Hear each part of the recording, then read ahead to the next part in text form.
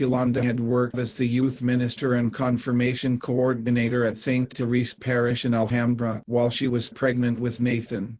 We were able to put her income into savings, with the hope of having enough for a down payment on a home, and so that she could be a stay-at-home mom.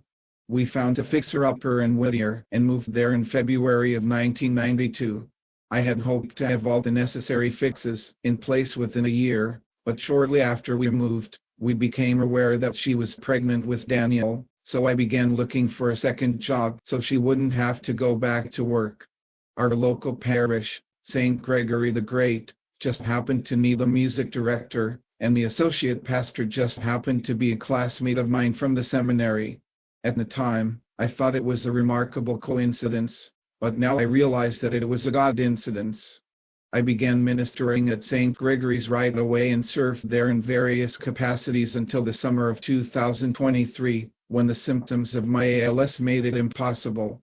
Being on a very tight budget, we couldn't afford to pay out of pocket for Daniel's prenatal care and birth, so we went back to Kaiser, putting our faith in God that we would have the care of a doctor who didn't perform abortions, and God came through.